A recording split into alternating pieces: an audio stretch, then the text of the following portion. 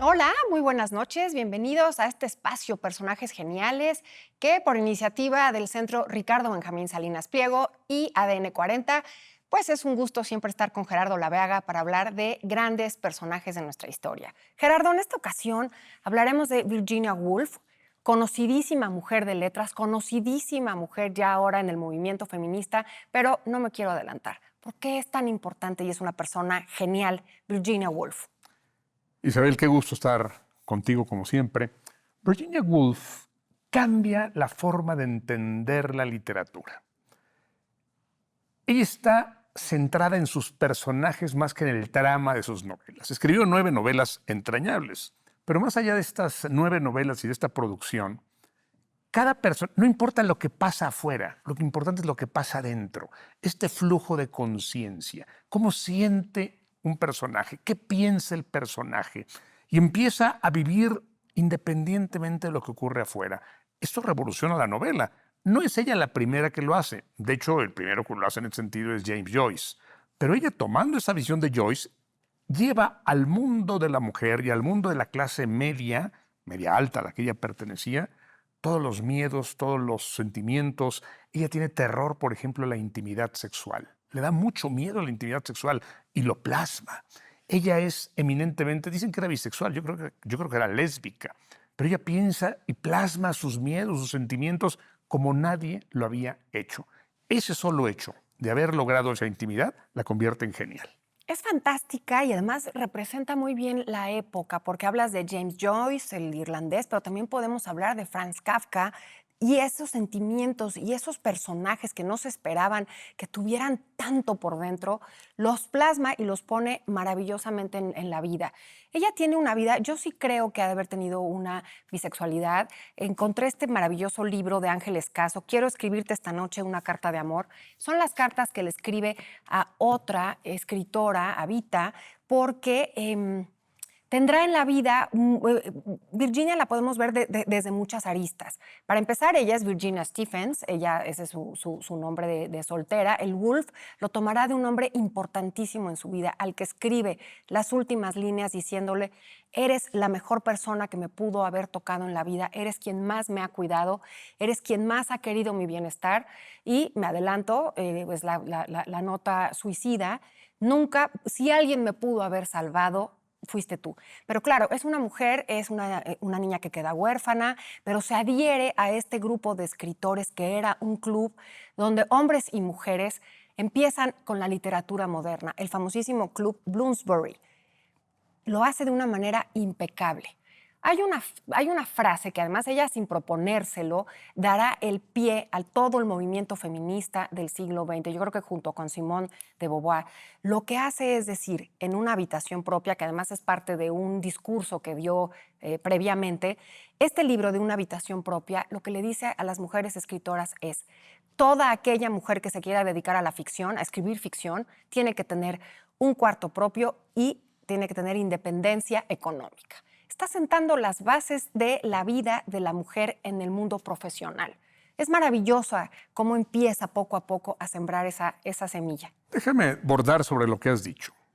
Ella tiene su primer ataque depresivo cuando muere su madre. Se siente profundamente lastimada y empieza a ver que los pájaros hablan griego antiguo. Ella estudió griego antiguo, estudió latín, hablaba alemán, era una mujer cultísima, aunque nunca fue a la escuela. Su padre, que era un intelectual, un sabio, de un carácter horroroso, dijo que mis hijos vayan a Cambridge, pero mis hijas no. Lo resintió Y además siempre. tenía hermanastros, porque tanto su padre como su madre venían de 2 matrimonios anteriores. Tenía 2 hermanastros por parte de su madre, George y Gerald, y los 2 abusaron de ella. Los 2 la toqueteaban y se divertían. Y hasta un primo. Y esto no, hermanastros. No, y hasta un primo también, porque claro. en nuevas investigaciones, Claro. claro, y eso le parte, digamos. Sentía vergüenza de su cuerpo, le daban miedo los espejos. Con Era una razón. mujer llena de telarañas. Genial, fantástica, pero pobre. Cuando tiene un intento de lanzarse por la ventana, no lo hace, luego toma pastillas, tampoco le sale su primer intento de suicidio. Y donde sí se siente cómoda es con mujeres. Tú señalabas a Vita Sackville-West, que fue la que inspira a Orlando. Exacto. Orlando es un personaje que no es ni hombre ni mujer. Es las dos. Y dice Virginia Woolf, para escribir un buen libro tienes uno que tener una mente andrógina. No puedes ser ni hombre ni mujer. Si no tienes esta mente andrógina, nunca lograrás escribir un buen libro. Eso opinaba Virginia. ¿Sabes qué sucede también con todos estos intelectuales? Porque lo dices muy bien, es un grupo de cultísimas personas. De verdad están partiendo esta era victoriana que incluso en sus textos hablan de esa putrefacción que se puede sentir y la rompen no nada más con críticas, sino con esa creación literaria maravillosa, con temas que no se esperaban. Entonces, que ella se haya atrevido a hablar de su sexualidad, porque claro, está rota, obviamente, por todo lo que le sucede en la juventud, pero lo hace de una manera maravillosa, no nada más en el ensayo de Una habitación propia, sino en la novela de Orlando. Primero empieza siendo mujer y después acaba siendo hombre. ¿Por qué? Porque en esa sociedad solamente los hombres podían hablar. Y lo hace maravilloso. No sé cuál es de mis novelas favoritas. Vita Sackville-West, que fue su amante, una aristócrata andrógina. Poco tiempo, hombre y 2 mujer. años nada más. Y se me hace que fue más epistolar. No, bueno, es posible. La gente no lo sabe. Tuvo otras 2 amigas muy cercanas y muy queridas. Pero ciertamente, cuando muere su madre, tiene esta primera crisis. Y cuando muere su padre, se van a vivir a Bloomsbury. Y en Bloomsbury empieza a convivir con un montón de intelectuales y conoce a John Maynard Keynes y a T.S. Eliot y a Bertrand Russell y a los grandes intelectuales de esa época en ese lugar. Es una colonia de Londres. Llegas en Russell Square, en el metro. Y ahí empieza a desarrollar su visión, aunque nunca fue a la escuela y nunca tuvo cruce con una educación religiosa, reniega de la religión y reniega de los valores tradicionales de la sociedad victoriana. Toda. Tú mencionas una novela que es mi favorita, quizá porque vi la película antes de leer la novela, Mrs. Dalloway, que caracteriza esta fantástica actriz que es Vanessa Redgrave, es de 1997, y como tú bien lo dijiste, es un día en la vida de una mujer, un solo día, es una novela de un solo día. La señora va a organizar una fiesta en la noche. Sale de su casa, va a comprar flores, pero empieza este flujo de conciencia. Lo que pasa no importa. No. Es decir, perdón, lo que pasa afuera no importa. Pero claro, sí. Lo que pasa adentro es lo que importa. Incluso se suicida casi frente a ella, casi, no se entera luego. Un veterano de guerra que estaba lleno de traumas por la guerra. Y ella empieza a ver, ¿por qué me casé con este hombre? Porque tenía dinero. ¿Por qué no me casé con tal al que realmente amaba? ¿Por qué hice esto? ¿Por qué no hice aquello? Y en todo ese día es un encuentro con ella misma. Alguien diría, bueno, va a comprar flores, va a organizar la fiesta. No, se va a encontrar con ella misma. Así se llama Mrs. Dalloway. Y esta película que hizo Vanessa Redgrave es fantástica. Es maravillosa. Deja que te interrumpa un poco aquí porque la que más se conoce es una Mrs. Dalloway encarnada con Meryl Streep y Las Horas. Con Vanessa Redgrave. No, la posterior, la de 2002. Claro. Y que le dan el Oscar a Nicole Kidman, que hasta se hace una prótesis de la nariz, porque además hay que ganó el Oscar. Y ganó el Oscar por esa caracterización. Por eso la Nicole conocemos Kidman. más. Sí, claro. Ahora, esta vida de Virginia Woolf, imagínate qué cosas tan extrañas. Le dan el premio a la escritora más alta. Qué absurdo. ¿No? Todavía estamos hablando de esos momentos muy tempranos para hablar de un feminismo. Y a pesar de que escribe Una habitación propia a principios del siglo, no se hace famosa. El ensayo no se hace famoso hasta 1970, que se reimprime y se reivindica esta labor que hace Virginia Woolf para hablar de la emancipación profesional de las mujeres.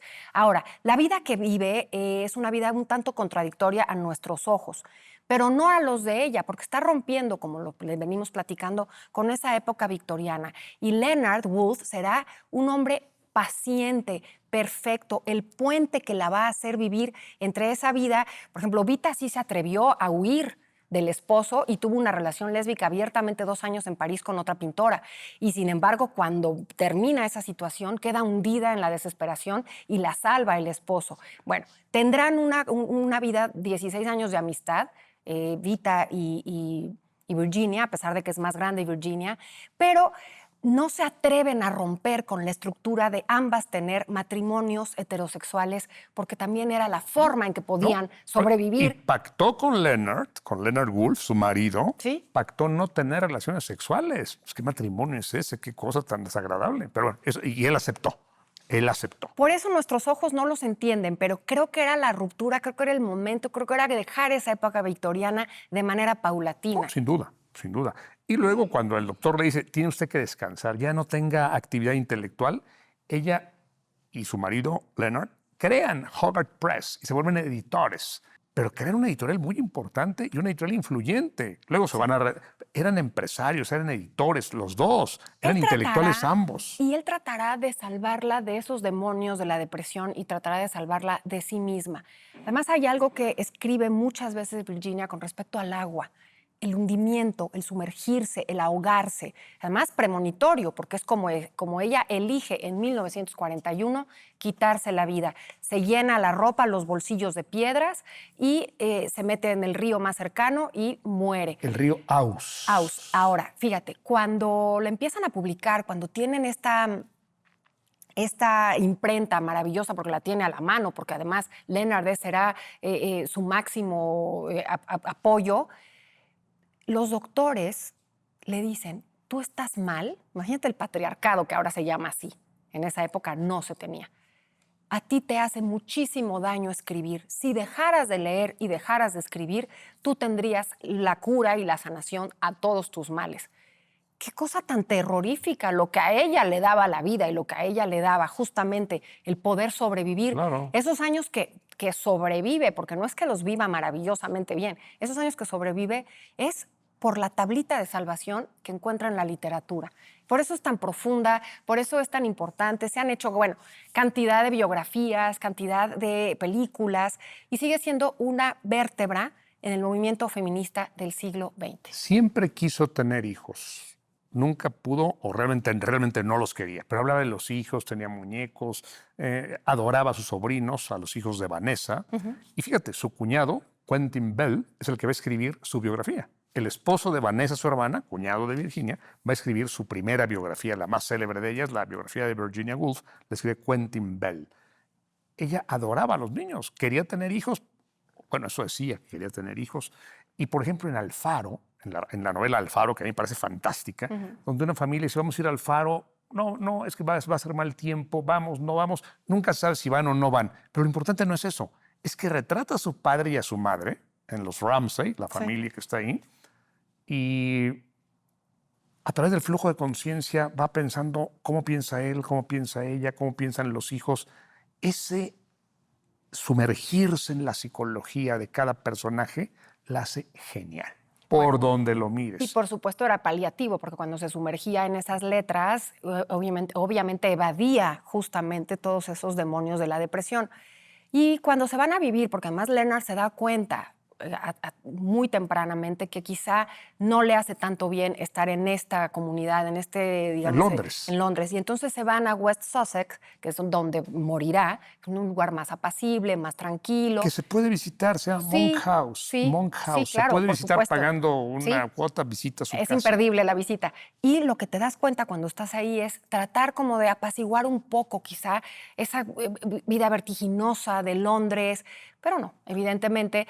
Y una cosa que les abre el alma tremendo es la Segunda Guerra Mundial, que además ella la vive de una manera también muy trágica, con sus personajes. Vaya, tú para leer a Virginia Woolf sí tienes que haberte echado una muy buena clase de historia de lo que estaba sucediendo en Inglaterra, de lo que estaba muriendo ese imperio y del renacer, no nada más de la literatura, sino de toda una sociedad. Pero fíjate, pobre de Leonard, porque él de Londres se la lleva al campo. Sí. Virginia está un ratito en el campo y dice, odio el campo, quiero volver a la ciudad. Y van a la ciudad, se regresan a la ciudad, bombardean la ciudad y se regresan al campo. O sea, que lo odia, claro. Pobre Leonard, también hay que pensar en Leonard. Pero hay una carta, bueno, yo sé que nos queda muy poco tiempo, pero la nota que le pone al final de su vida, querido mío, no la voy a leer toda, pero si alguien hubiera podido salvarme, habría sido tú. Todo se ha desvanecido en mí, salvo la certeza de tu bondad. No puedo seguir estropeando tu vida. No creo que dos personas puedan ser más felices juntas de lo que hemos sido nosotros. Y encontraron su cadáver, donde se ahogó en el río Aus 3 semanas después. Desaparece 3 semanas, desaparece y a las 3 semanas lo encuentran. Tremendo. Ya se nos acabó el tiempo. Pues Isabel, se nos ha terminado el tiempo una vez más. Qué privilegio poder platicar contigo sobre esta gran señora que fue Virginia Woolf.